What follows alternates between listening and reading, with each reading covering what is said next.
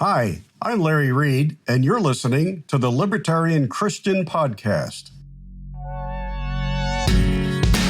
Welcome to the show that gets Christians thinking about faith and politics. Get ready to challenge the status quo, expand your imagination, and tackle controversy head on. Let's stand together at the intersection of faith and freedom. It's time for the Libertarian Christian Podcast. For today's episode, I am joined by Dr. Norman Horn, and we are going to have just a discussion about some basic libertarian principles. It's been a long time since we've sort of had a discussion, Norm, about some of the just what do libertarians believe and why do we believe some of the foundational principles that we believe in. So we're just going to have a conversation tonight.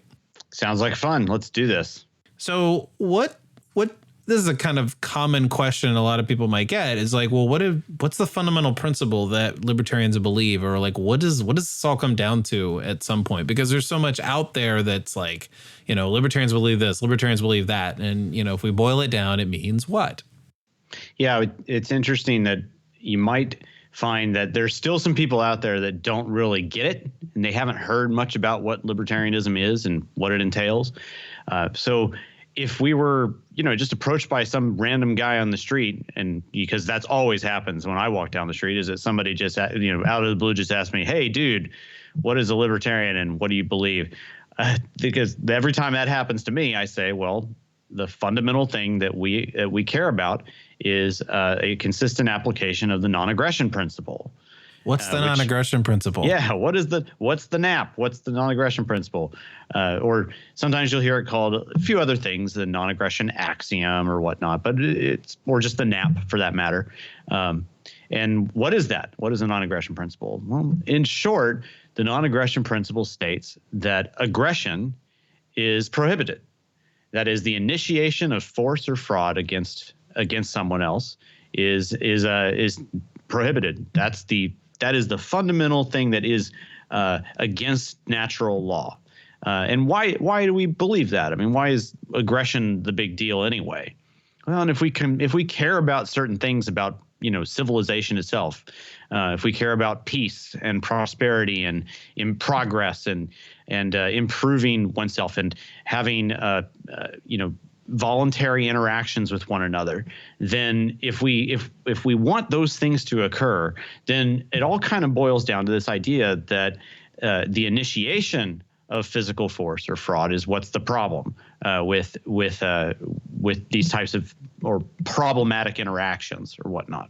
If we care about property, if we care about all of peace and the way we interact with one another, then we have to oppose the initiation of force. Of course, that means, you know, that if it kind of entails right off the bat that if there is initiation of force is wrong, well, what about other forms of force? Is there a place for responsorial force in some way?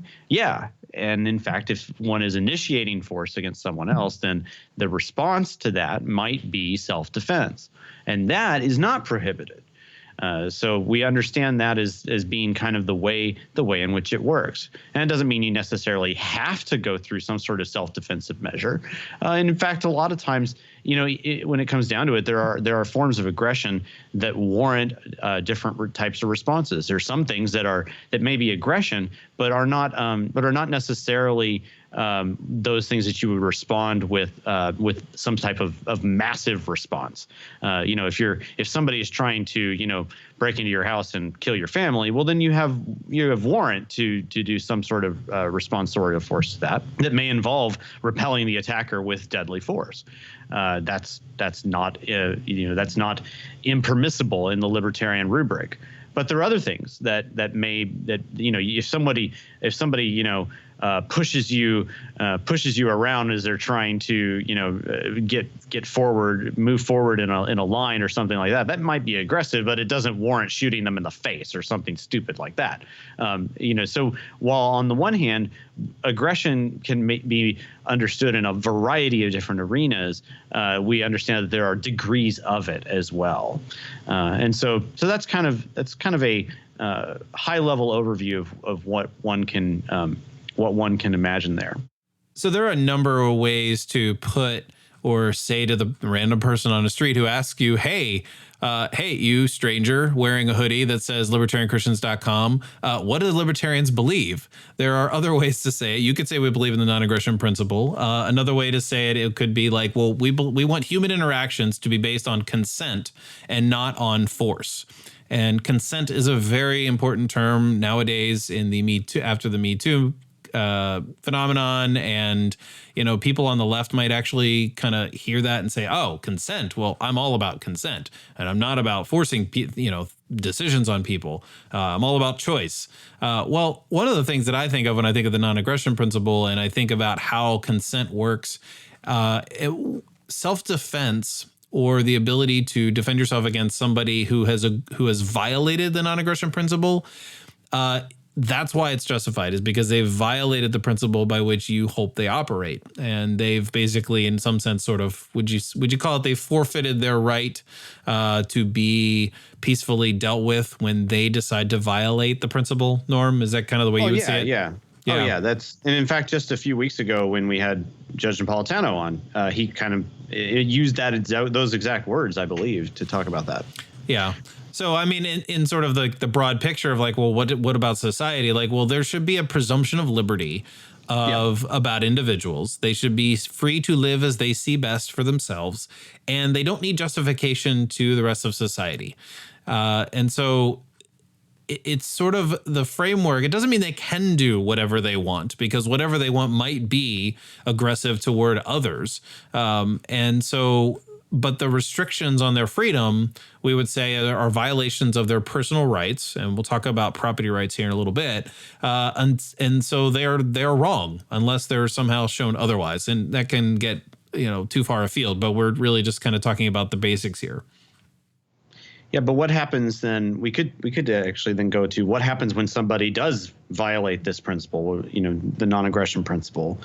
There's beyond just self-defense. Yeah, well, you alluded to that. One is that you can react in self-defense, and we've had conversations about, how is it okay? I mean, should Christians be pacifists and things like that? You can go back and listen to those for that conversation. You can react in self-defense. You don't have to. Christian ethics would probably lead us to seek something like restitution rather than just retaliation or vengeance of some kind. But yeah, that is a really good question, because if somebody has violated the non-aggression principle, then there's an issue of justice, because we believe that individuals, as a matter of justice, should be left alone or should not be aggressed upon. Right. But then there's also the, after the fact. Well, let's say someone has committed aggression against you or your property. What happens at that point?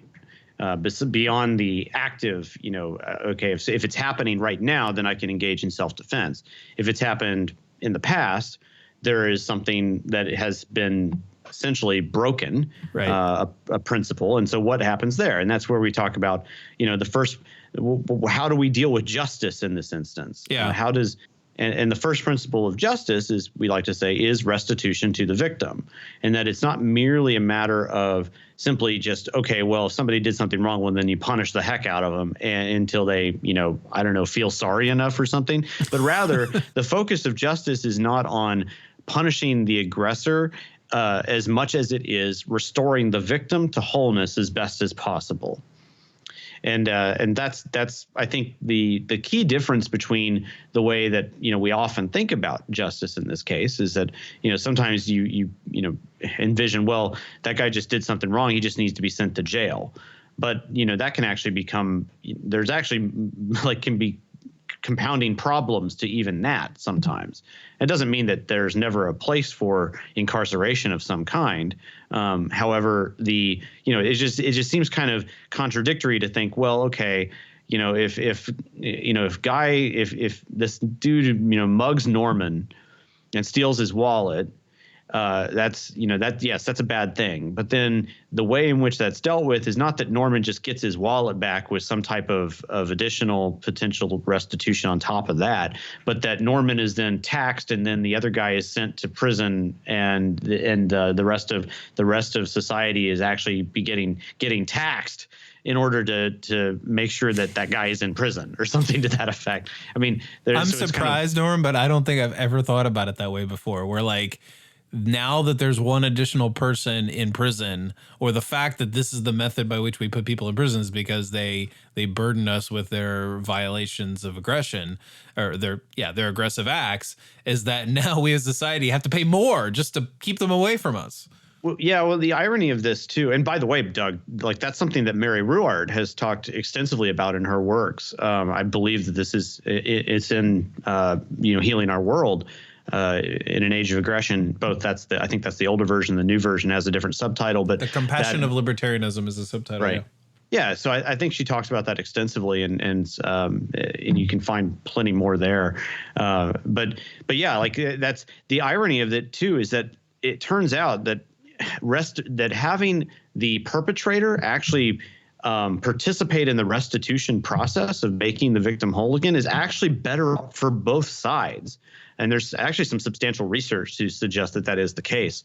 And we really can't go through that here, but it exists. And you can kind of see why, because, think about, this is a really reduced example, right? But follow it for a second. If a couple of kids are playing around and one, steals the other's toy, it doesn't necessarily do a lot of good if just pure punishment occurs.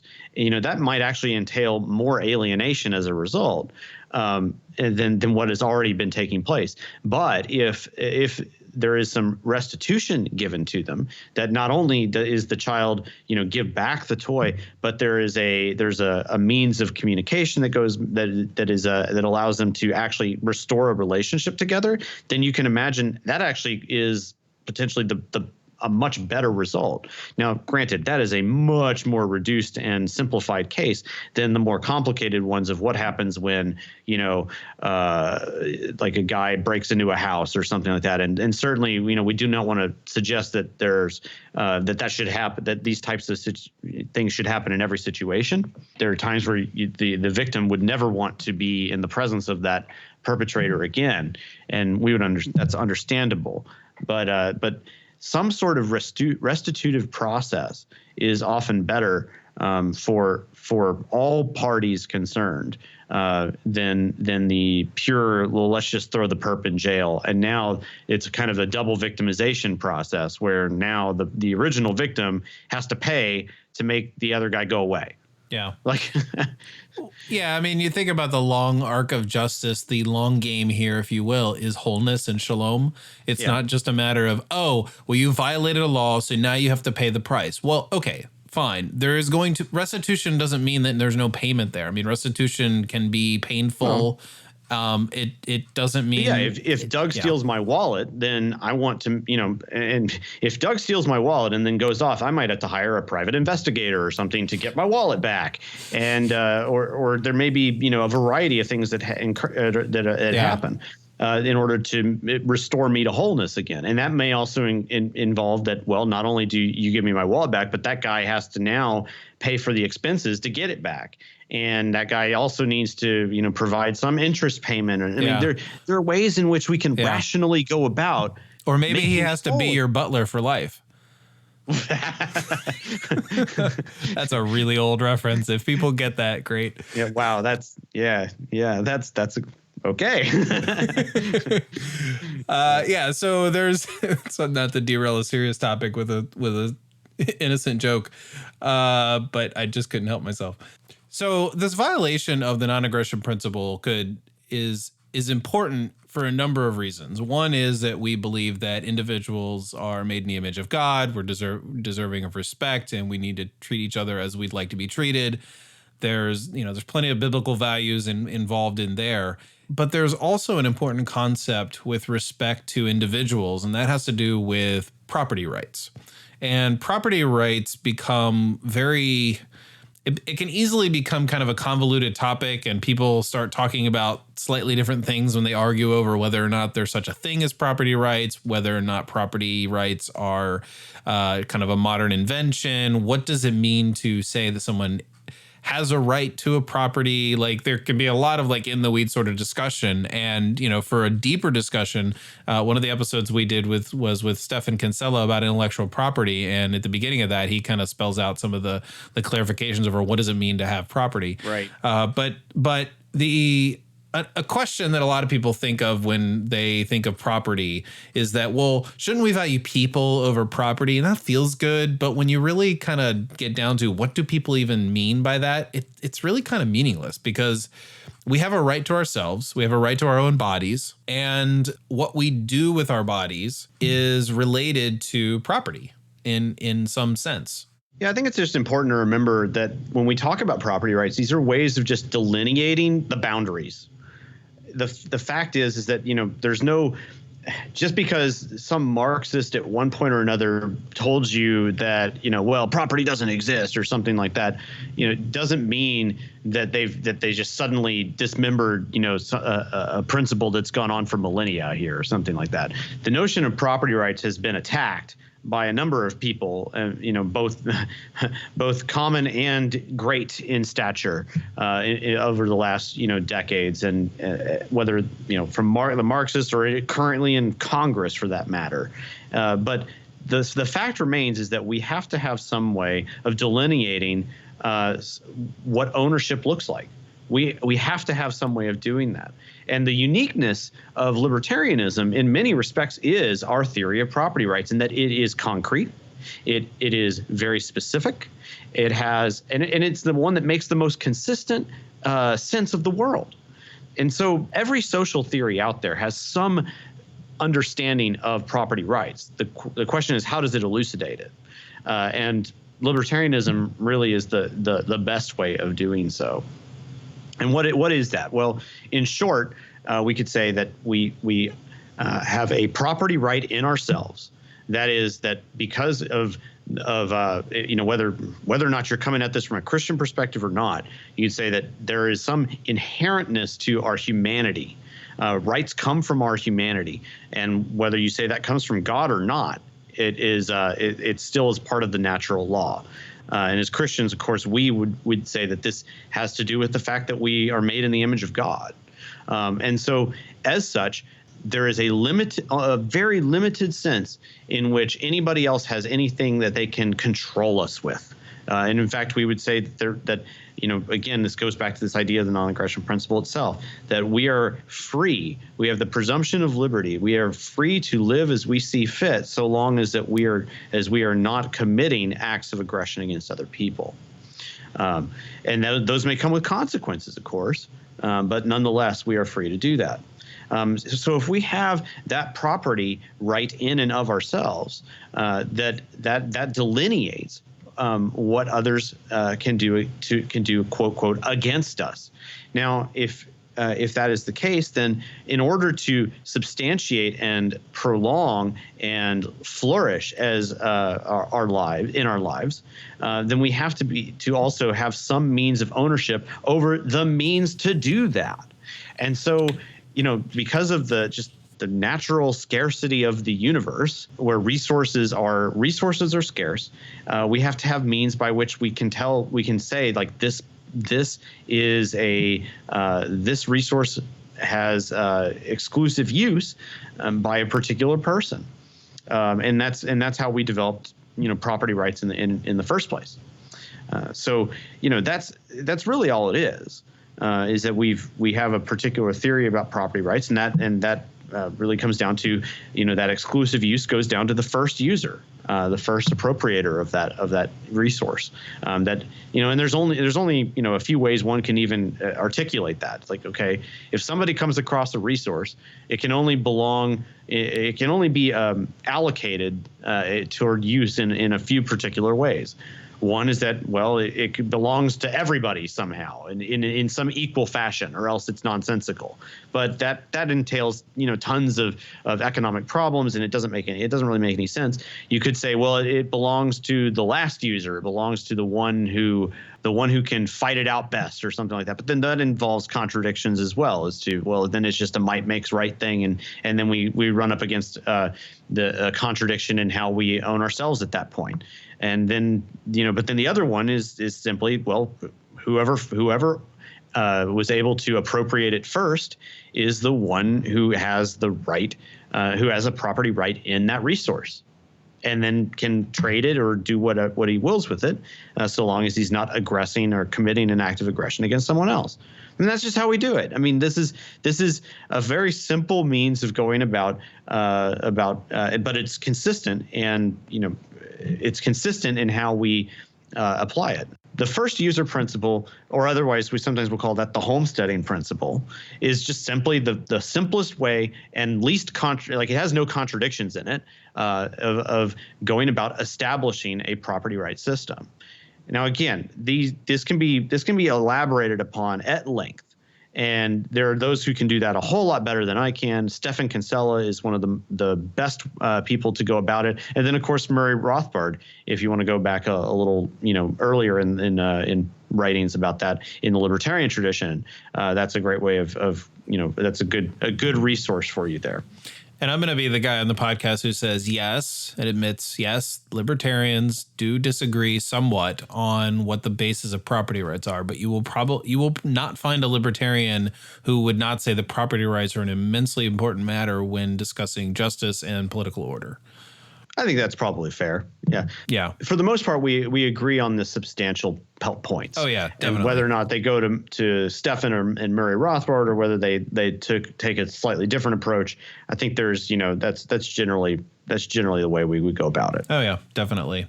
What I think is interesting about the question of, self-ownership, we haven't used that word yet in this particular episode, is that when we talk about something like, well, we have a property in ourselves, or we have property rights, or we own ourselves and what we do with our own bodies, Christians will come along. Even, Christians who kind of call themselves libertarians or want to be libertarians are still just kind of reconciling. But what about this? And this is the question. Doesn't God own everything? Can we really say that we own ourselves? And there might be verses that they bring up and say things like, well, we were bought with a price. I don't know the reference. We were bought with a price, and there might be a few others. Honestly, they're evading me now because I didn't write them down before the episode. So anyway, is it accurate to say that humans can own something that really belongs to God? And I think this is just kind of a big confusion over what we mean by ownership. And I have to think of it this way. I think of it like vertical versus horizontal, in the sense that I didn't create anything else in this world, and neither did you, Norm, and neither did anybody else listening to this. We didn't create in the same way that God created the world. We didn't create any of those things, and so we don't own them. We can't claim that. God can claim ownership over everything. Okay, fine. Well, now what? That doesn't give me anything useful to say, well, God owns everything. Well, now what? What does that have to do with me and you? Does that mean that now that I believe that God owns everything, that I can just dictate what I get to say happens to Norman's property? That doesn't make any sense. So to say that God owns everything, well, yes, that's true. But when we're talking about political order, we're talking about how humans relate to one another. And as it relates to each other horizontally, I don't own you, you don't own me, and there's probably some rhyme I could have made up that made that sound even more poetic, but that's just it.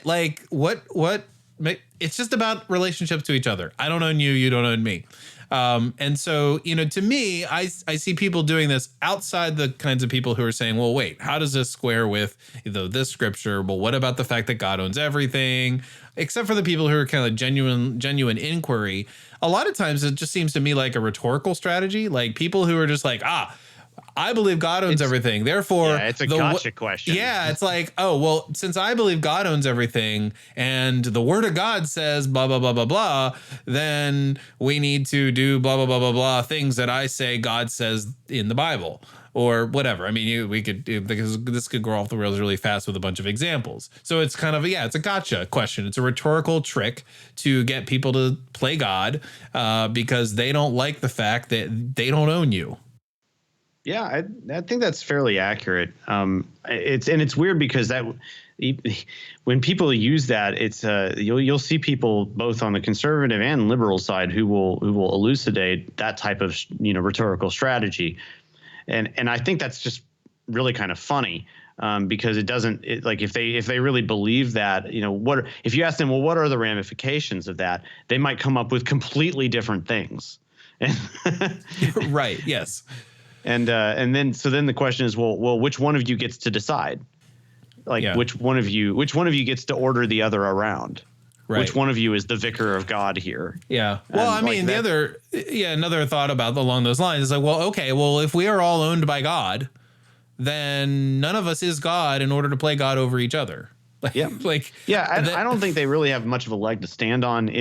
For one thing, I think you're exactly right that the sort of horizontal versus the vertical relationship here is at play. That it's one thing to say that God's property claim over the universe is that he created it. Well, yeah, duh. That's great, but that doesn't really have that doesn't really elucidate very concretely what does that mean about yours and Doug's and Norman's relationship, about how Doug can order Norman's resources around in Norman's body. And vice versa. It doesn't help us understand the political order and social structure and all of that. Yeah. Okay, that's true. Yeah. And I think there's obviously advantages in Christian testimony and things of that sort. But in terms of determining how we all relate to one another, it doesn't really solve the problem. Maybe there's some theological meaningfulness, if you will, to exploring that. But on a very basic level, there is, though, on some level, and that's the the notion that we've brought this up in our podcast and in our works, our written works as well, about stewardship, and there is a fair question to be asked. It's like, okay, well, all right, so let's say that you do have all of God created us with this freedom. Yes, he is the ruler of the universe, but he created us as sub-creators, with part of that mission is to go and have dominion over the earth. And then what does that mean? Do we need institutions, or do we need some guide into becoming good stewards of this regard? And we get asked that. And the answer to that, of course, is, well, yeah, there are aspects of that. I mean, what else is the church if not an institution that helps to guide in our behavioral processes? I mean, come on. Right. So maybe we should just make the state like the church and, implement good Christian policies. Right. Isn't that what we mean? We need some overarching motherly system of motherly institution to make sure that we're all well taken care of and that we all just love each other. Right, Norm? Well, not exactly. Oh, I mean, okay. So we should just abolish institutions because, we're all just individual automatons. That's what libertarians believe, right? See, now you've gone to the total polar opposites, and there is a balanced view that we try to bring forward as the result, right? So we believe in voluntary interactions. And so there is a place for a guide, but those are voluntarily held. So we work together in order to do these sorts of things, and we do that in a voluntary way. We don't need to execute force against one another in order to have well-established order. That's not required to get there. So I think that's really the balanced view, is that there are ways in which we can organize ourselves that don't require us to execute force against one another. Yeah, I mean, and the gist of it, kind of the point we're going to end on here, is that institutions matter because order is important. We started off here talking about non-aggression and individuals, and we begin thinking about, how does that works fine when I'm thinking about, Doug and Norman, or, Judge Andrew Napolitano with, the hundreds of people who see him on the streets of New York. How do they interact with each other? Well, they don't violate and they don't aggress and things like that. But what does that do in the big picture with millions and billions of people? How does this deal with social order? And we believe that institutions do matter. It does matter how society is organized. So we don't want to communicate that there's nothing to think beyond just, me and, one other individual or whoever I know. And so political order, and I use the word political order, maybe that's not the right word, order, societal order. Not as in like there needs to be some sort of like overarching institution to order society, but order without control is still order.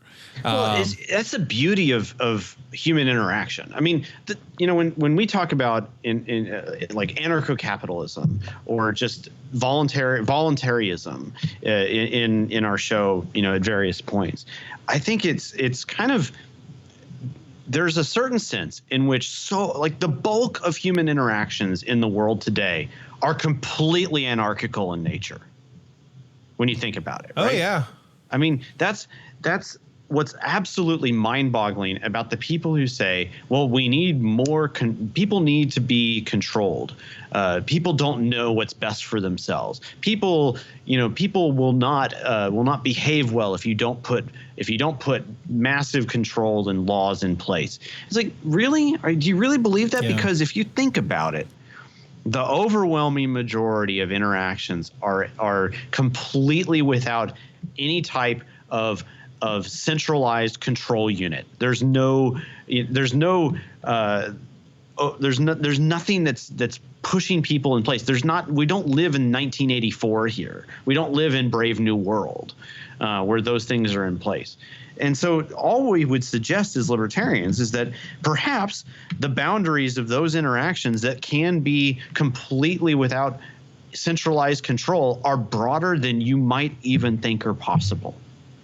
And so, like, that's really what we're gunning for here. Yeah, another way to put it is you're already practicing anarchy in a variety of ways throughout your day. Now, I will say this: I can just imagine the critic here and in my the inner critic over my left shoulder saying, "But wait a second, you're doing those interactions peacefully and without fear of there's a lot of trust involved in the way that you interact with people when you go to the grocery store, when you go to the market, when you go buy stuff at various places. I guess that's the market.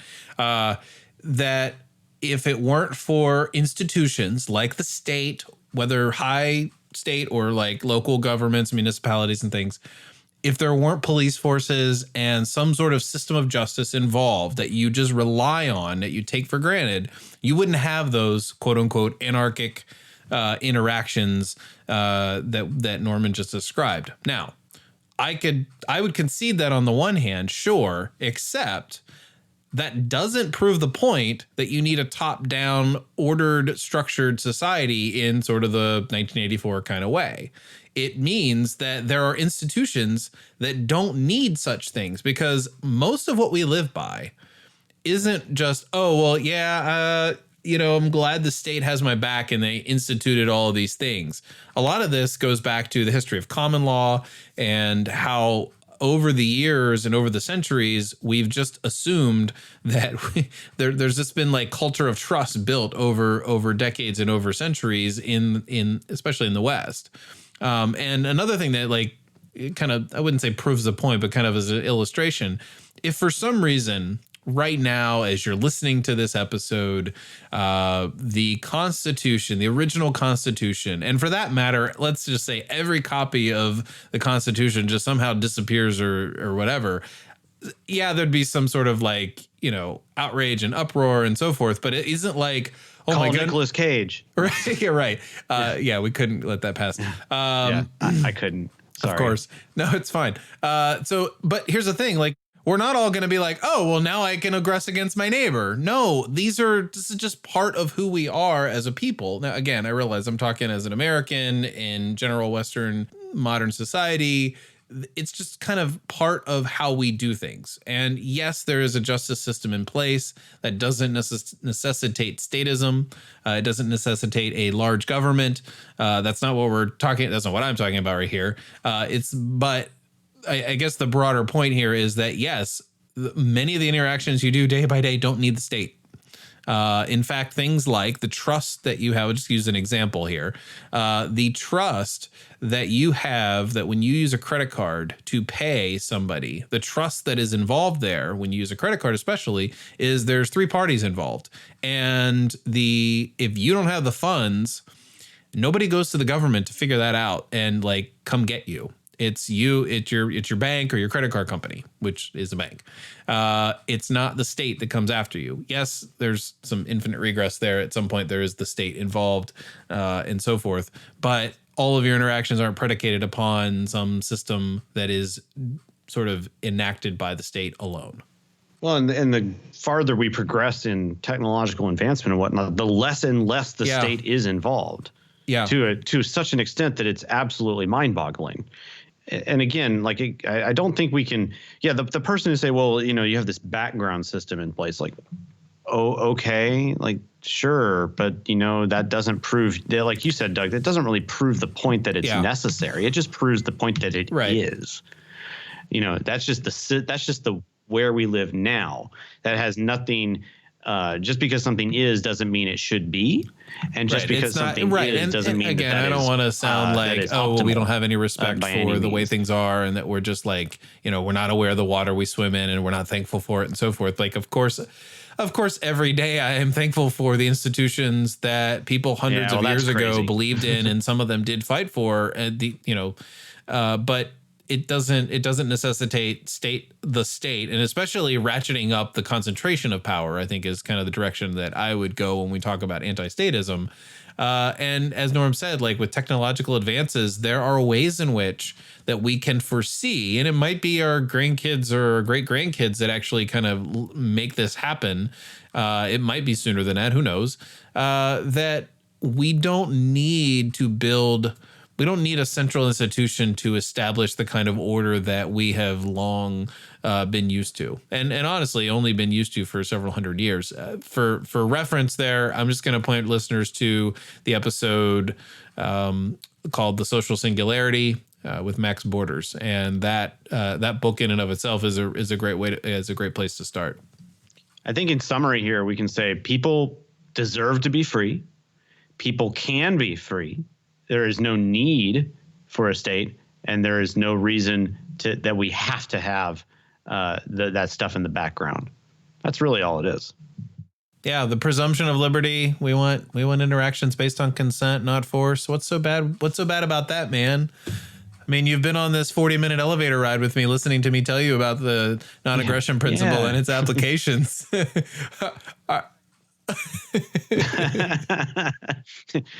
You asked for a 30-second answer and you got a lecture. So if you want people to come up to you and say, hey, you're a libertarian, you can go to libertarianchristians.com/store and you can buy hoodies and other swag, and they'll just know that you're a libertarian. Truly.